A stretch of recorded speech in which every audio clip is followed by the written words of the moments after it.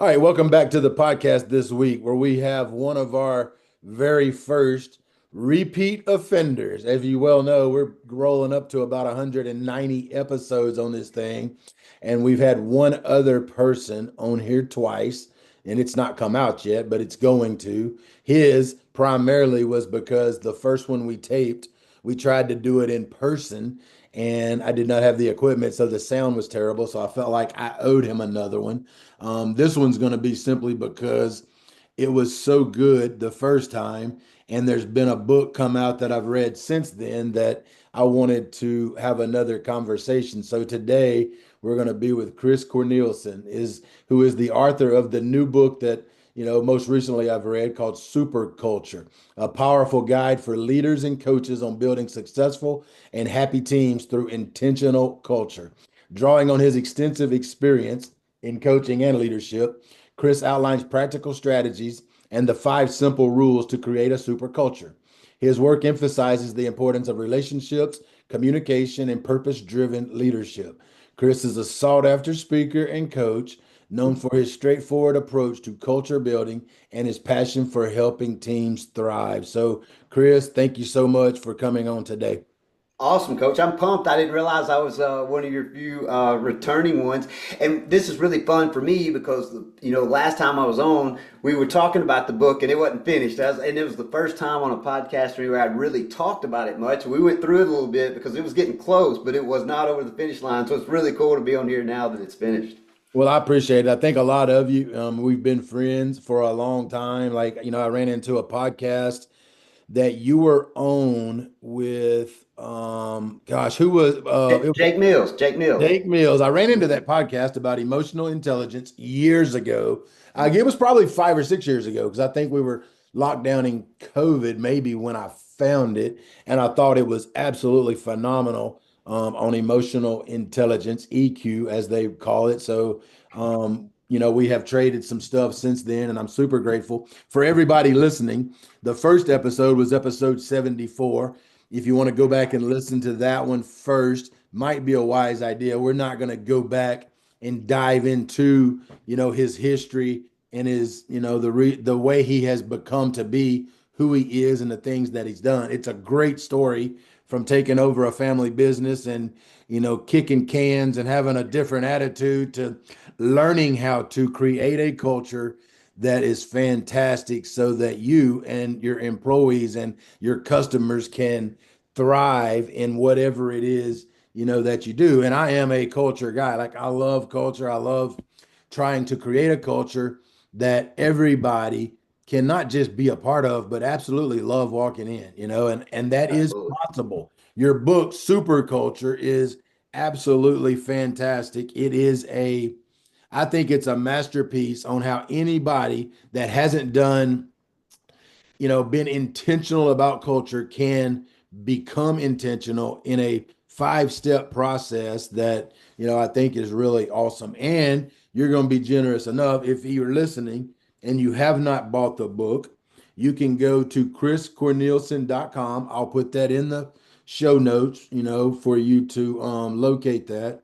And you can buy the book at 25% off if you put in the code NSGB. Never stop getting better. Just put in NSGB. You can get it 25% off. If you want to buy it full price, you're more than welcome to go on Amazon and buy it full price. You can have it either way you want it. I would say visit the website because it's fantastic. There's a lot of great information on there, about you, about the book and things like that. So I would say go to that too.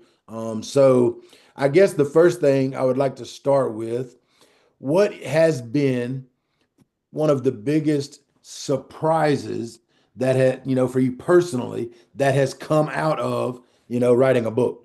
There's been a couple that have just been like it's giving me chills just thinking about it. One of the first ones is people have read it and been kind enough to put a good testimony or gave me a call because I knew some of them and they were like, wow, I didn't think I'd be able to use this in my industry. So it goes across different industries and I'm really getting chills because I can't tell you how many moms and dads have read this book and said, this is going to help me be a better parent. No doubt. People have called me and said, "Hey, this is going to help me be a better leader." And then the last one, that is kind of a personal story. I don't know how deep I can get into it, but one lady knew me a long time ago when I was kicking the garbage can. All right, when I Uh, wasn't that good at emotional intelligence, and I didn't know, and I remembered the moment she was talking about, but I didn't remember how bad I'd failed the situation. And she actually said, after reading this book, I could tell you changed. She said, and she reminded me what I did, which was embarrassing. And then she gave me the grace of forgiveness. And I thought that was kind of, so all three of those things have just been aha moments and wowing moments. And I wrote the book to touch people that I'll never get the chance to meet. And one of my friends called and he got to the end of the book and he said, hey, I get what you were saying about being a level five leader and touching people that you'll never meet. And he said, this book's going to do it. And so all that was really rewarding stuff. And just extremely grateful when people give me the kind words. okay. So for the ones that have not listened to episode 74 and the ones that didn't go back and start off with that, your background is as a pharmacist, like you own several pharmacies. And so take me to, in a rather, quick fashion. You don't have to go into the whole story because we've Yeah. been there. How does a pharmacist decide that I need to get into the culture business and I need to be great enough at this culture business to write a book? Yeah, so just from 10,000 feet up, I was failing. I had I didn't know what leadership was. I didn't know how to serve others, and I didn't know emotional intelligence even existed in the world. Mm. And I was failing. I was fixing to go bankrupt. I was making my team miserable. I was a very poor leader at that time in my life. And I realized something had to change. I had to hit rock bottom and become aware that I was actually the leadership problem. And then I just started a journey and I wasn't, I didn't know I was going to wind up being a keynote speaker or write a book at that time. But I started a journey just to make my life better and make my employees' lives better. I didn't even call it culture at the time. I didn't know what culture was really at the time. Lo and behold, over 20 years of having a business coach and going to leadership conferences and being just a absolute guru of studying emotional intelligence and neuroscience of the brain, I evolved into being able to create cultures. And then people were coming to me and saying, wow, how'd you do this? Or they'd come in my business and be like, wow, this place really runs smooth. How do you do this? I'm a process guy and I kept processing it and fine tuning it. And then I realized it would work in other industries. And lo and behold, I got the opportunity to reach out and start keynoting and speaking to a multitude of different industries. I spoke at the Nuclear Strategic Leadership Conference. I spoke at a credit union, just spoke at a Coca-Cola franchise last week. So getting to really branch out because the five simple rules in my book go anywhere: churches, organizations, athletics. I used it when I was coaching a little bit, and yeah. Well, you know what? Yesterday I got to spend 8 hours at it was J Mart Business Innovation and Technology Summit. Okay. So I sat down there and I was invited, and I thought, I'm going to go check this out. I'm a football coach. I'm not sure what I'm doing here. And I sat through the first speaker and I was amazed. I spent the entire day till 5 o'clock in this world. And, there were a couple of presentations where they give like, the five largest, biggest, most pressing issues upon businesses in America today. Two of them, leadership and culture. Culture, yeah, Two of the absolutely. five biggest issues facing businesses, and that's, I mean, the others, AI and all this other stuff. But, I thought, wow, because even in the football world, leadership and culture are absolutely huge. And, businesses that, when business isn't going great, Mhm. like number one, you got to look to the leader, right? I mean, the leader Absolutely. sets the tone. And then Mhm. number two is what's the culture like? Because this new generation of young people, they're not going to stay where the culture's bad. They're going to go somewhere else. Like one of the Yep. stats that came out of it was the Gen Z and millennials, 9% said that they strongly desired a leadership role. Only 9%. Wow. Like middle management is an issue. Like people are like, nah, I'll pass on that promotion. I just want to work. You know what I'm saying? Like, but like the culture of a business can keep your employees. That's a reason why they will stay. And if you get into the stats of how many people that are employed right now that are unhappy, it's huge. Like it is. We do have a culture crisis. Let's start with and you've touched on this briefly. What inspired you to actually write the book, Super Culture? I just wanted to get the message out there to more people. I wanted to affect people that I would never get a chance to meet. I obviously am trying to grow my keynote career, so I wanted to get it out there, what my methods were. And I give a lot away, a lot of my free templates on the website from the book. They're all in there. Everybody's like, man, I can't believe you gave away all that free stuff. And I had a friend of mine, I was a little worried in the beginning. He said, man, if you can write all your expertise in a 150-page book, you ain't an expert anyway. And I was like, that's a good point. So I got more than's in the book.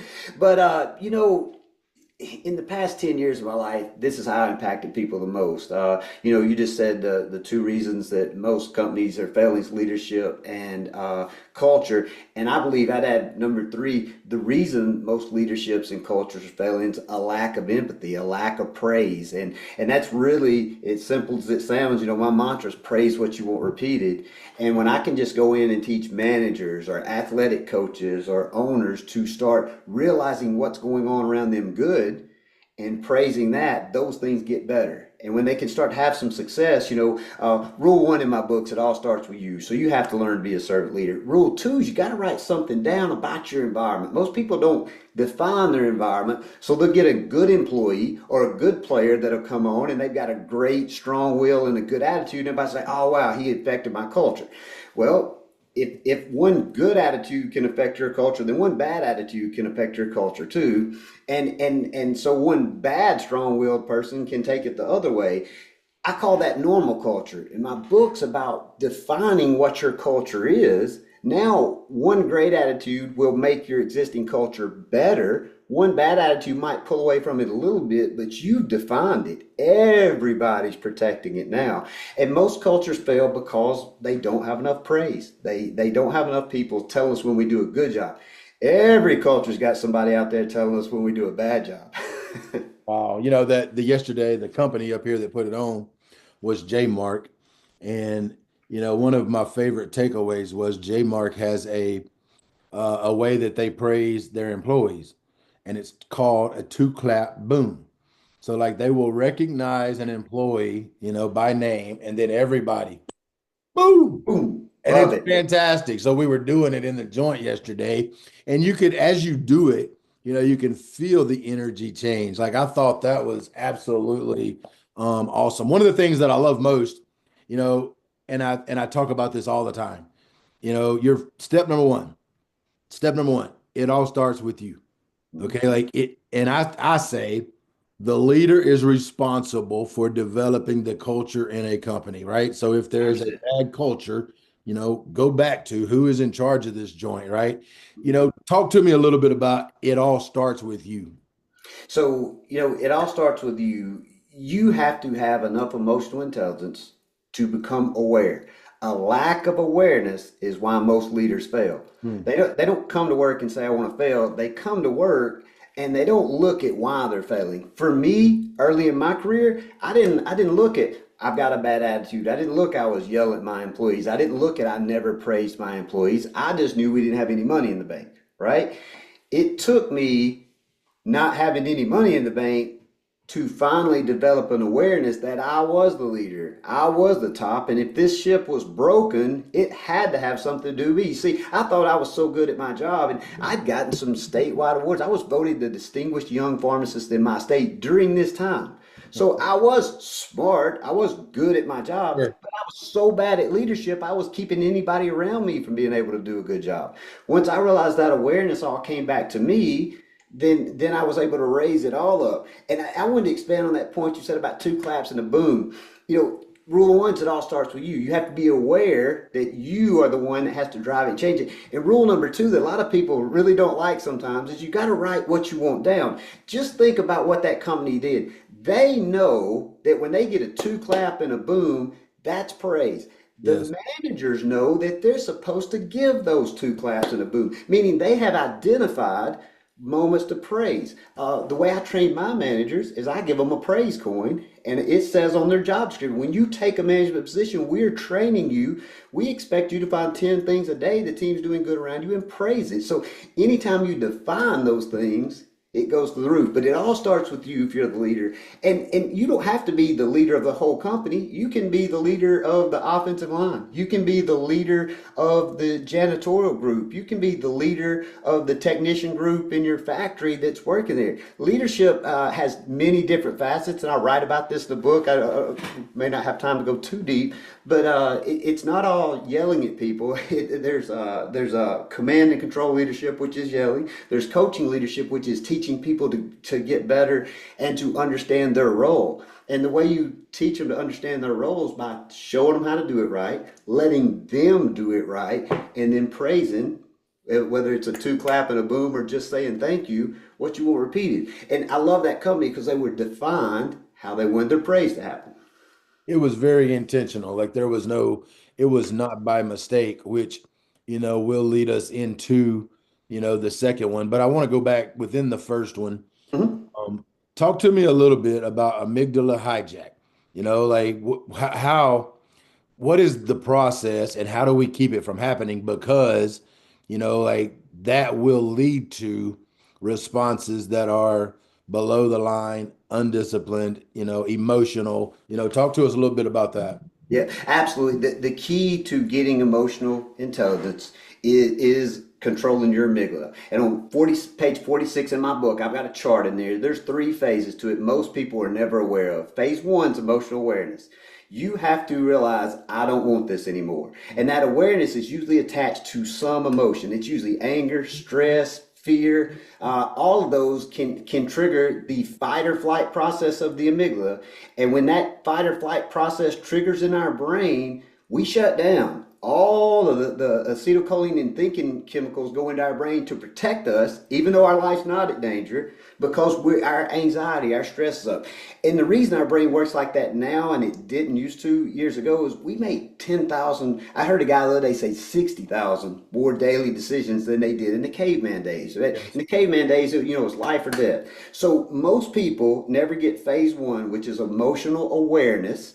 And that's being able to say, my emotions are affecting me in a negative way. Okay. And if you can't ever become aware, you stay in phase one the rest of your life. Right. I think it's Eric Thomas that says the inability to self-assess is why most people fail. Well, the reason people don't self-assess is they never get any emotional awareness. So they never leave phase one. Phase two is emotional control. If you can keep your amygdala from tripping and say, hey, I've got a situation here I don't like, you can start to say, okay, I'm getting mad, I'm getting angry, this situation's stressing me out, and you don't shut yourself down. Now you get a control of your emotions, and you can start to say, what can I do differently? How do I serve the team as a leader? This part is failing. How am I leading them at this individual thing? And how can I get better at it? So now I don't just shut down and do the same thing every day. Now I'm looking at the situation differently. And I'm thinking, if you can't get to emotional control, you lose the human ability to think. And Mm. that's a powerful thing. And all this is on page 46. And then once you look at a situation, you've made it through phase two, you've got control of your emotions, then you can start to make decisions on how you want to go into phase three, which is emotional improvement. And for me in my life, what that looked like is customers came in, we got busy. I thought my team wasn't working as hard as they should. I got mad, I kicked the garbage can. And it was happening over and over till the scenario changed to, all right, I'm broke, I'm kicking this can, I'm cleaning this same mess up every day.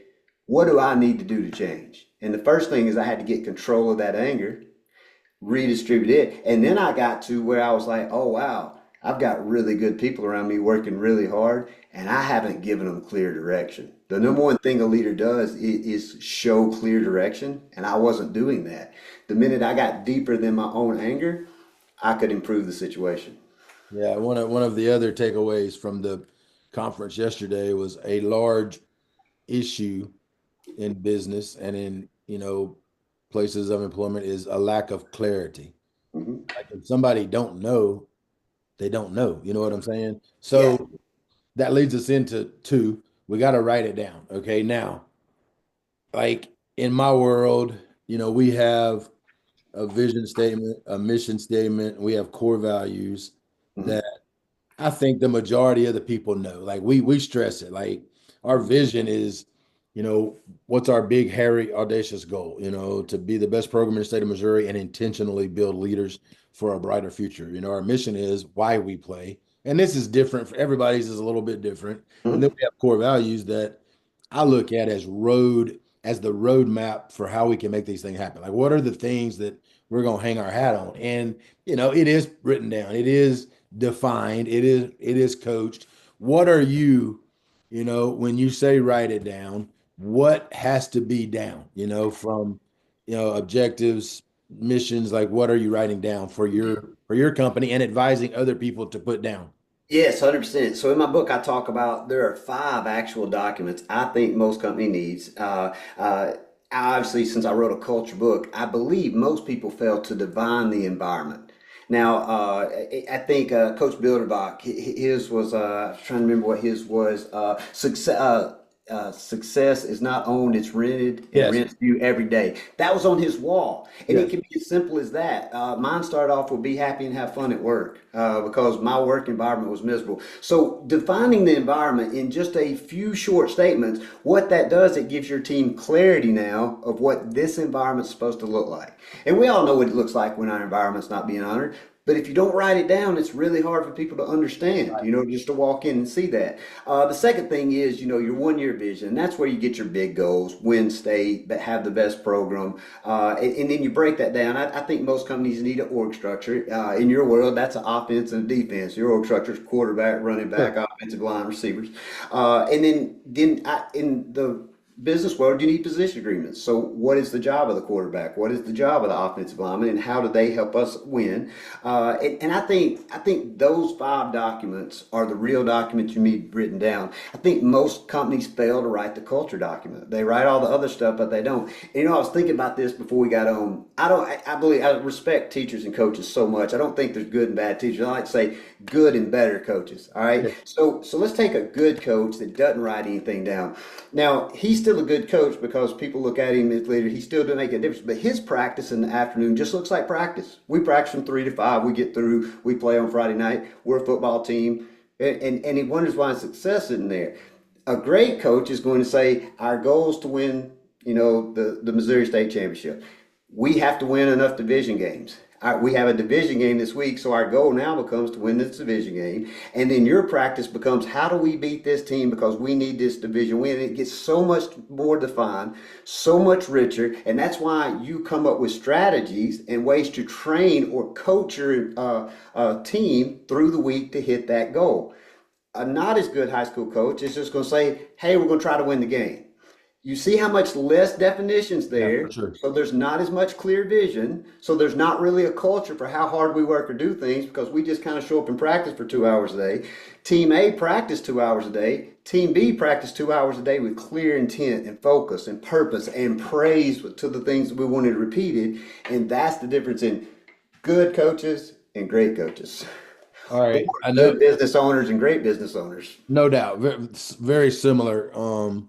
I have found this through, you know, associations with business owners that, it's very similar. The culture of a team, the culture of a business. I mean, the way you Mhm. made it, the culture document, like those are so similar.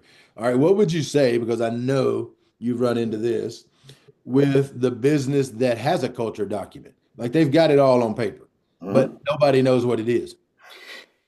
Oh, yeah, that's just as bad. So the reason you write things down is for one thing and one thing only. It's to clear up what you said earlier, that lack of clarity. And I talk about that in the back of my book when you protect it. You write things down so that you use that verbiage when you hold people accountable and when you praise them. So, if we're trying to win state and we're trying to get better at, say it's on special teams, we're trying to block a punt and say I'm the player, Chris, we found a guy, we know you can beat him. We're going to work all week for you to take this angle and block this kick. It's going to be a big moment in our game. So on Monday, you're teaching me how to do it. You're showing me why I think I can win on film. You're coaching me how to do it. And then at practice, you're praising me when I'm getting through there, when I'm not blocking the punt, when I'm getting close, and you're continually coaching me because you have a clear goal for me now. I know my role's there. You're coaching me up to it. You show me how to do it. Every day I'm getting a little better at it. Maybe Wednesday or Thursday, I actually get back in practice and block that thing. Now I get an oxytocin. Now I see, man, we can win the game. That could be the turning point. And then on Friday night, maybe I block it, maybe I don't. But I went into Friday night with clear intent as a special teams player on this football team to where, again, you go back to Team A and they're just kind of practicing for a couple hours. Their special teams unit doesn't have the same intent. And that's why you can find holes to beat them. Same thing with companies. You know, your team, if they show up every day and their job's to punch the clock from 8 to 5 and do some work, yeah, they'll do okay. But their job's to walk in at 8 o'clock and here's our three goals, and this is how we did yesterday, and this is what we did good. Let's do that again today. This is where we didn't achieve it so much, and we're not mad about it, but hey, we didn't hit home runs here, so let's stop doing that today. If we get four more today, we'll hit our goal, no matter what our goal is. It just gives more clarity. And having these documents gives you clear verbiage on what we're trying to accomplish. Without clear verbiage, it's really hard for people to know how to win. That's fantastic. Rule number one, it starts with you. It's got to start with you. Rule number two is write it down. Okay. I think rule number three, and look, for those of you listening, you're going to get the 5 rules, but I can assure you of this. You still want to go on the website, chriscornelius.com, and use the code NSGB and get your 25% discount and get the book because there's so much in there besides just like there's implementation, like as to how to do this. I want to say rule number three to me is the easiest rule and it's also the easiest one to not do. It's so easy to do, but so easy not to do. Rule number three is praise what you want repeated. Why do you think so many people have so many issues actually following through with that? You know, it's not taught. You know, leadership until just recently really wasn't taught. And so they don't understand how powerful it is in the brain. When you praise somebody, you immediately shoot dopamine in the brain. And I've heard people say, well, it's only on the first praise. No, it's on every praise. The first praise is the most valuable, but every praise counts. It can be, hey, Chris, I like your shirt. And the next day you can say it again, hey, Chris, I like your shirt. And I can think you've told me that 5 days in a row, and I still get a little dopamine into my No doubt. brain. You can fake smile and get dopamine in your brain. Even if it's not genuine, your brain can't tell the difference. When you shoot dopamine into somebody's head, it keeps their amygdala from firing, like we talked about in the beginning. So now they have a better chance to have some emotional intelligence. They have a better chance to keep control. They're more comfortable in their environment. And now acetylcholine circulates in their brain. That's how they learn. That's how we learn is to get acetylcholine in the brain. I don't want to get too chemically here, but it's just not natural for people to praise. And even on the corporate level, most companies I go into, the management level doesn't clearly understand the goal. And even when they do have the goals, they don't praise people for repeating things that go toward the goals. So somebody might be doing a good job, but if you don't tell them, it's just a good job. Everything else is the same. I didn't get told anything good for anything. But if I come in and I move this certain thing and it makes a sale, okay? And you tell me what a good job I did and the reason and how that helps us toward our goal. Now it got really clear. And my brain shot a little dopamine in, and now I'm comfortable. And my brain will automatically make me want to do that again. Your brain is addicted to dopamine. It's been the same parts that light up for dopamine light up for sugar, caffeine, and cocaine. So as an employee or a worker, if I get told I'm doing good, I want to do that again. I want to feel good at work. Most people leave their job, like you were talking earlier, because of a lack of empathy. And it's usually at that coach and management level, they just don't get it. You know, you say this in the book, praise is the secret sauce to everything in a super culture. Everything. I am so much in agreement with that. And anybody that's listening, like if you've ever walked out of the house and your spouse said, honey, you look nice today. You understand. Like it may be a little dopamine hit, but it is a dopamine hit. And it doesn't matter if you've been married 30 years or if you're an 18-year-old young man, like when you praise somebody else, like you are adding so much value to their life. And then what I know, from the football world is this praise what you want repeated, like praise the behaviors that, you want because other people want to be praised too. So if you praise someone for being a great team player, you're going to get more team players.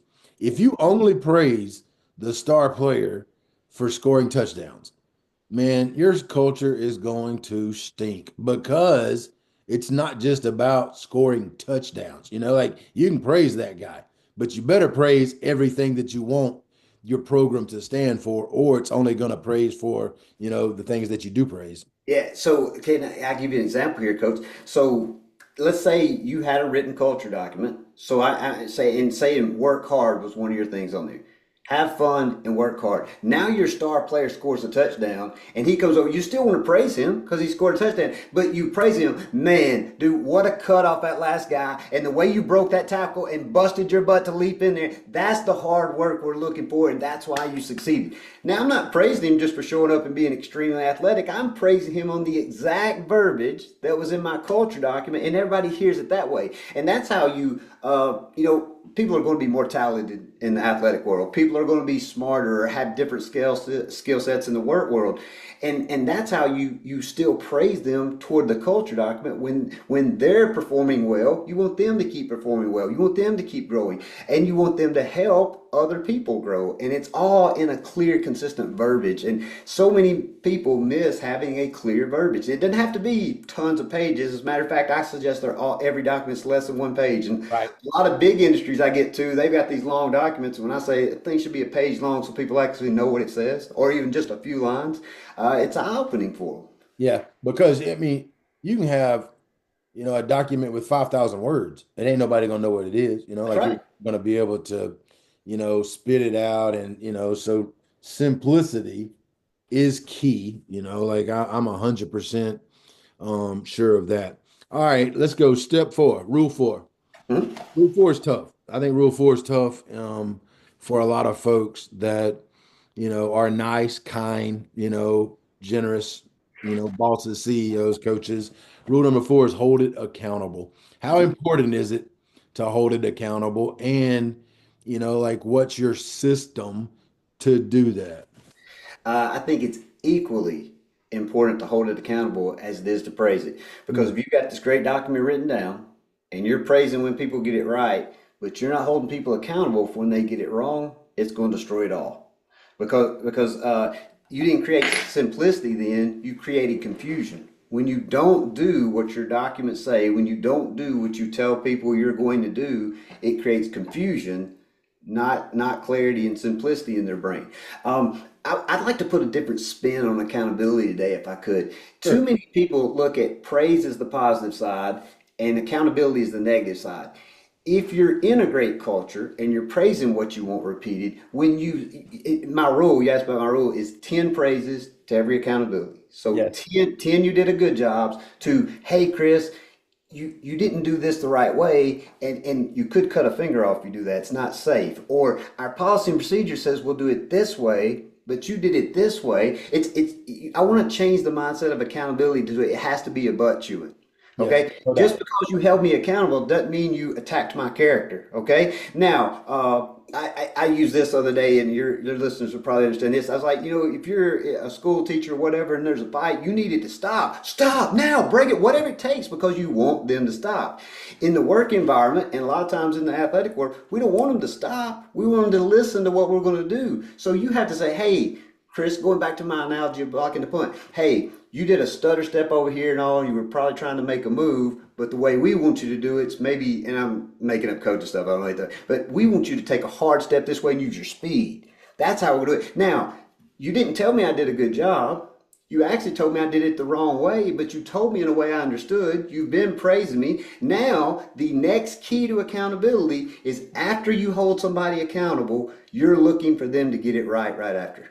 So Mm. you're putting extra eyes on that person you just asked to do something, and you're not looking for them to get it wrong again. Great leaders don't look for people getting it wrong. Great people, leaders look for people getting it right. So you want to see me on the next play, take the cut, and maybe I still don't block the kick, but I got the footwork right. Hey, Chris, way to go, man. You didn't get the kick, but you got the footwork right, and we're a little bit closer, and you're going to get that thing. It's going to be a big play for us.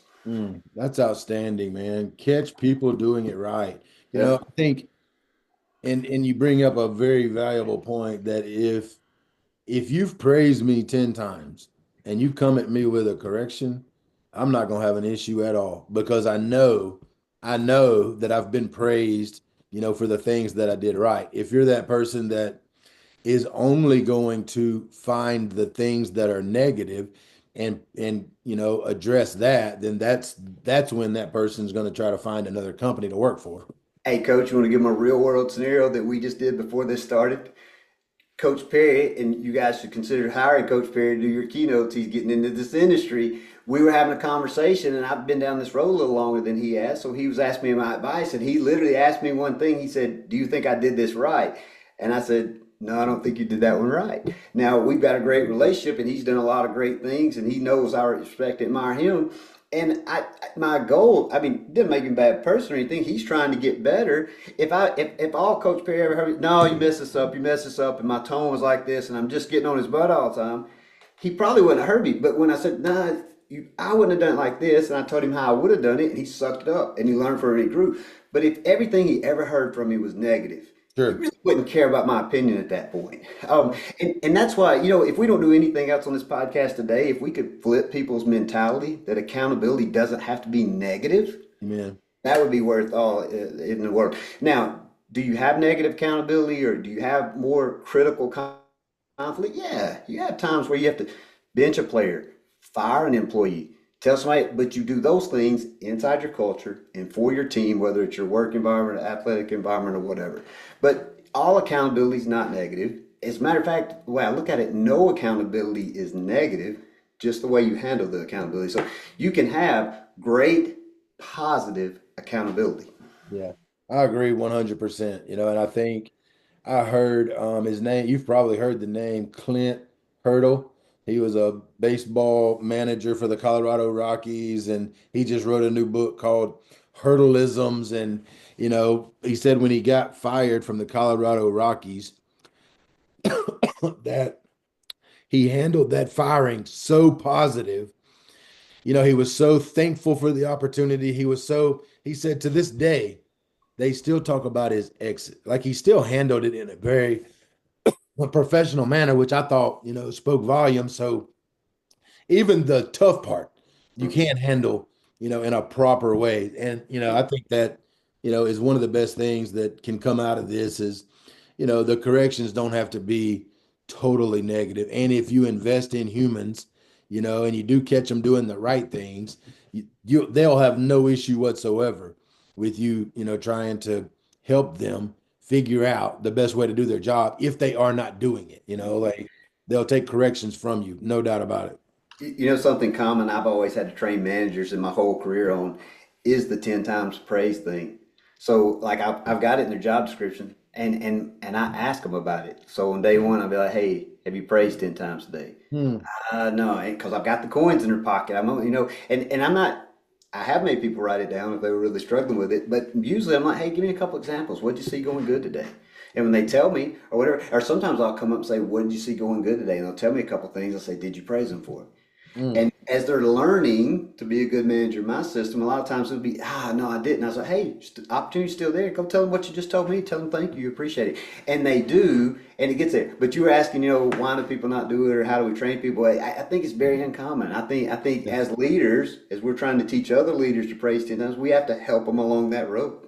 No doubt about it. It's one of the favorite things I learned from Pat Murphy, who's the Alabama softball coach, was, at the end of practice, they're going to do the own it's and praise it's where I they remember you stop said in a that. circle and, everybody owns something. And then, he said the flip side is also very valuable. Like, he makes them praise other people because it's not normal. Like, it's not normal to praise other people, Mhm. but so valuable when the other person hears themselves being praised. Like, the relationship that you build with that human now can overcome some mistakes, some things that they mess up, like it is super important.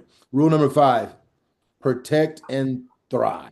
Mhm. Must protect the house, the Under Armour theme, right? What do you mean 100%. protect and thrive? When you create this great environment like you've got at Nixa, when you protect that, you don't want anybody to tear that down. You see the positive impact. You see when people leave Nixa, the positive influence they make. You see the rewards you get on a day-to-day basis. You see the difference you make. Once you get that, great leaders protect it. and they protect it with the exact same verbiage.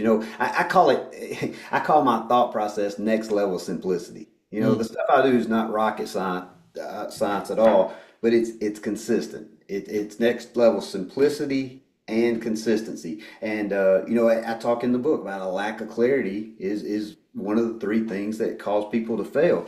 And so once you do all the work, once you put in writing, once you have a certain way, once you're having success, you got to protect it. And rule 5 is really about rule 4, the accountability part. That's why you don't leave it off, because if you leave that off, you'll destroy your house. Your house will crumble really fast because everybody will see the new standard. The standard's what you uphold, both positive and negative. And if you don't do that, your house will crumble pretty doggone quick. Yes, no doubt about it. Of the 5 rules, when you coach other businesses and other people, or maybe, what you've seen in your business, what's one that you think leaders struggle with the most of the 5? Like what's the major deal? It actually is praise what you want repeated. Mm, I walk into tons of companies and the leader of the organization says, our goal is this. And that person knows. And sometimes the next level under them knows, sometimes they don't. And under them, people very rarely know. And the reason is because they don't have a day-to-day strategy to get the team to work toward that goal. So they're not praising anything that goes toward that goal because they never verbalized it. They never trickled it down. It was written down somewhere, but nobody was told. So to me, a good leader is looking for those things to repeat that go toward the goal. Too many leaders don't even take the goal seriously enough to care if anybody around them is doing anything toward it. And the coaching style leadership is when you coach somebody to do their job well and understand their role on the team, whether that's business or athletics or whatever. And so if you're in a management position and the people under you are failing, you got to look at yourself, get some awareness of yourself. Is it, am I coaching them to hit the goal? And most of the time, when I walk into companies and see the goal either not set, if it's not set, then we got to set a goal. Uh, what I see is a team that just comes in. It's like, hey, everybody's supposed to work. We're supposed to work hard, and we don't really know what we're doing. And so there's no praise, and the environment just gets lackluster, and then the culture just takes on whatever life of people. Do I come in to work in a good or bad mood? That becomes the life of their culture, and it just starts to go down forever. But I think a true life, because praise takes you being accountable to finding things to praise. Praise takes effort for you to see what's going on, and most leaders don't make the effort to look for good things going on. So I do think rule 3 is the one that most companies miss. I agree, and I think you have to be able to praise someone, you have to be intentional. Like you can't sit behind a desk up in the 10th floor office. Like to praise somebody, you got to be out and about, right? Like which I know has been said. I would say this about the book. Very rarely do you find a book that you can read and you could actually from this book sit down and come up with a culture for your business or for your team, for your program using the book. Like it is a roadmap for how can you create culture. Now, I'm not telling them not to bring you in to help you, develop their culture, but I do know this. You can take this book and follow these, what are simple rules that a lot of people do mess up a lot, and you can actually come up with a culture that fits your business, your team, and use this as a roadmap. It's that good. There's that many examples in the book, that you can use. And, you know, culture is a thing that if you're not getting it right, as I learned yesterday, and if I've been here, the Gen Z and the millennials are going to check out on you. They Mhm. going to go find a place where the culture is better so that they can enjoy what they're doing. Or, they're going to check out for a dollar raise at the next business, like, so, it is, as, I learned yesterday, two of the biggest issues facing businesses now and in the future is leadership and culture. How do you handle resistance to a code that is important? You have an employee and because it's written down. Like we want to praise 10 to 1. Like we want to, how do you handle resistance to that? So, and this is kind of in Rule 5 too, protect and thrive. You start to hire better So when you're interviewing and bringing them in, you're telling them when you hire in my company, you get a copy of our culture document and your position agreement. This is what we want you to accomplish. This is how the environment that we're expecting you to be a part of, and that clarity allows you to bring them in. I always say you coach them up or you coach them out. Some people need coached off your team. Some people need coached into your team. But the coaching starts on day one, and you start to hire people. And people know, if they don't want to be a part of a happy environment, if they don't want to be a part of an environment that's trying to grow, they knew in the job interview, And if they get the job, they know what the environment we're looking for, what it encompasses, and they know what their part is, and they know our manager's job is to coach them to hit that stuff.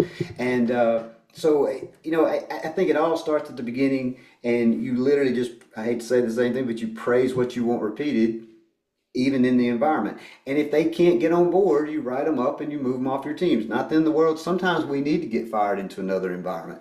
Talking about the millennials, I've said this a lot. I said this at the Coke Talk the other day. Everywhere you go, it's a lack of empathy. The millennials and the Gen Zs, they suffer from a lack of empathy. But nobody ever states it the other way. Does that mean that the baby boomers and the wise, does that mean that our leadership is giving so much of a lack of praise that nobody ever wants to look at as the leadership layer above those people. They just want to look at the bad job those people are doing. And if they're failing from a lack of empathy, that means the two generations above them are failing from a lack of praise. Mm, wow.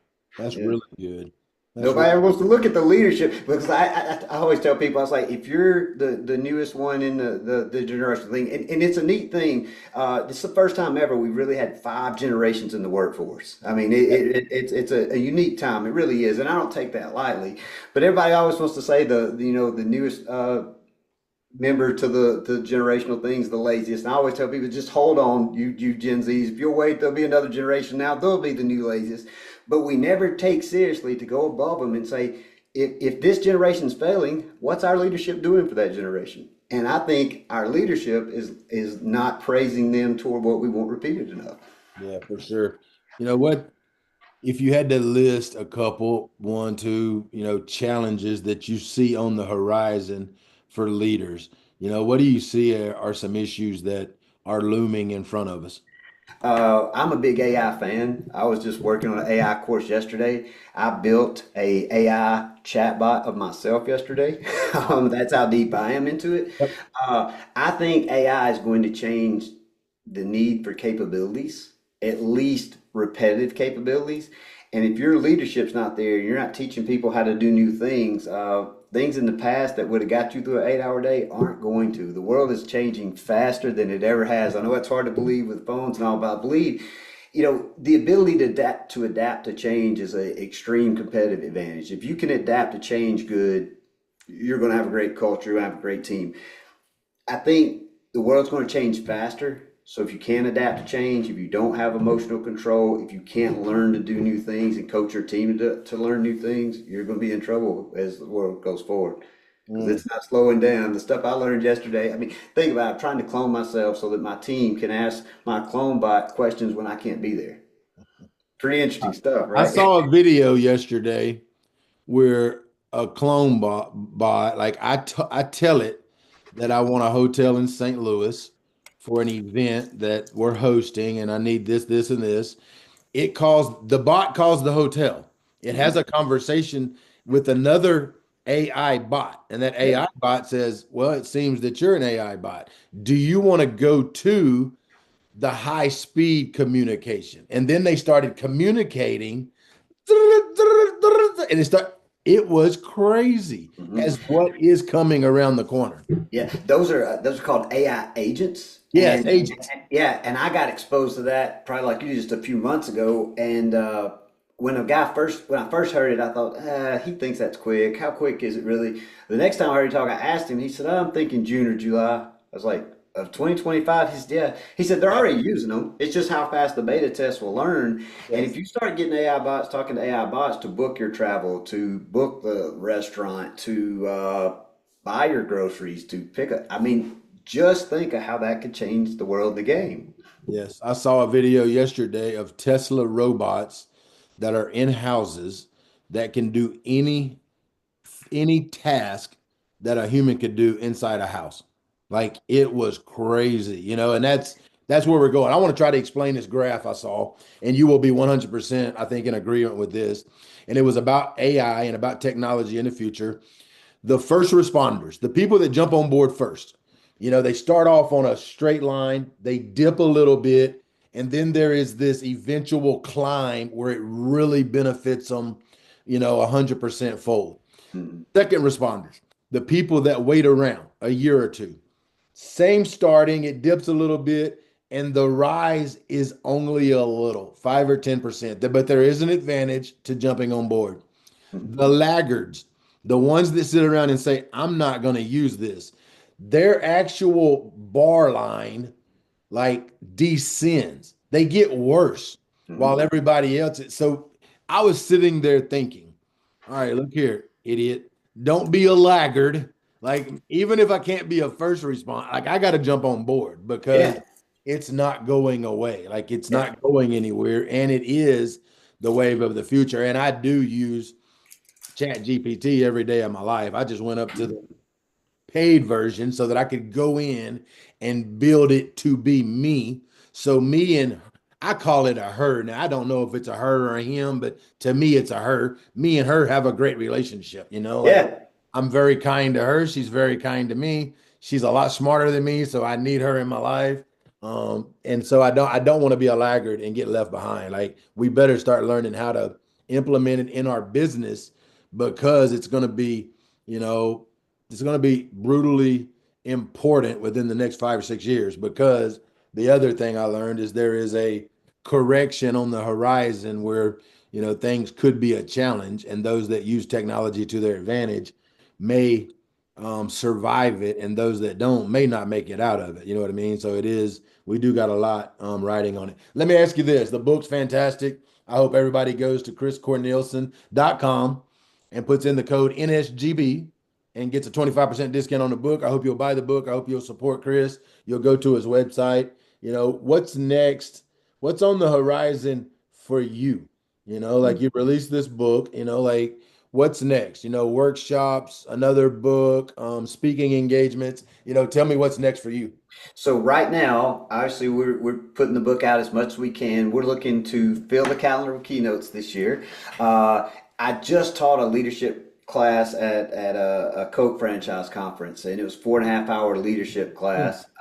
And that's what I love doing is leadership classes. So we're fixing to be watching online. We'll put some dates up, but we're going to start to have leadership classes for entrepreneurs, leadership classes for tech level worker, culture classes. We do a 2 day culture class where we teach everybody how to write those documents A to Z and go through it. But yeah, be looking out for a lot more educational trainings. We're getting into that more. I help companies write their 1 year vision. That's becoming more and more popular. So we're probably going to put out a version of that where you could get on a Zoom with me, or you could come to a class and do that. So those two or three things are things we're really excited about. And I'm dabbling. I'm trying to get accepted to give a TEDx. So hopefully next time I talk to you, maybe I'll have a TED talk somewhere in the world. But That would those be are things we're fantastic. excited about, and just moving things forward, and hopefully building a little more leadership around the world and better cultures around the world, and just doing my thing.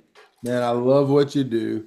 I love the passion that you do it with, so anybody listening that, wants to bring Chris in, to help his team, your team, reach out to him. You can get a hold to him through his website. This is one thing that I think you need to put on the docket Okay. for 2020. All right, let's say 2026. Like the deal I went to yesterday was a summit for technology and innovation. We Hmm. need a 2026 culture summit, like super culture summit, where you bring in culture speakers and the whole day is about creating super culture within businesses. I think that would be fantastic, man. Like you could bring in great leaders, great, and just serve a community of folks that want to be better. I walked away yesterday. That was my thought. Like there needs to be a super culture conference. Yeah, I love it. Got a thing. Actually, I had two conferences through my supplement company, and they were leadership conferences in that industry. And I've had on my back burner that I wanted to get back into a conference setting for this. Who knows? 2026, we may put that together. I'll help you do it if you want to do it because I believe Awesome. it's something that's much needed in this world. Like I took so much from the thing yesterday and it's not really my field, you know what I'm saying? But, I know there are a lot of people out there that, are learning, they're growing, they're wanting to get better, you know what I'm saying? And those things are a fantastic way to do it, you know what I mean? And you're associating with people of like mind, so you build relationships that, help you down the road. So, when if that comes to fruition, let me know. I would For sure. love to be a part of it, for sure. I appreciate you so much, man, for taking the time, making the time. What you do is special. You do it in a special way. The book, Super Culture, go buy it, check out his website, jump on board. And like I said to start, go back to episode 74 and get the story of the supplement company, get the story of the pharmacist kicking the can. Like it's a fantastic story. And then come back, and finish this one up because this one was fantastic. I appreciate you so much, Chris. Oh, thank you, Coach. Always pleasure to come on here. Honored I'm the first one to get to come back twice. That's really cool. Or Yeah, the that's pretty second good, one. man. Because I've had some fantastic speakers, and to You be have, you one have. to come back and do a repeat, man, was pretty special. But that's also that's what I think of you. Like I've got you on a leadership pedestal, and I thought the book was super, so super appreciative. And I'm super appreciative to everybody that tunes in to the Never Stop Getting Better podcast, man. The sole purpose for doing this is to add value to your life, plain and simple. That's the only reason why this Joker exists. So if you've tuned into it, I'm super grateful. Until next time, adios, amigos.